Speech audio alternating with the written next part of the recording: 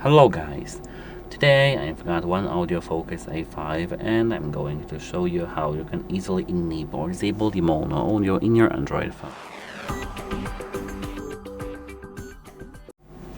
So, at first you need to open your phone settings. Here open connected devices, not network anything, connected devices. Oh Jesus. Connected devices, and make sure that you are now connected with your headphones. I am.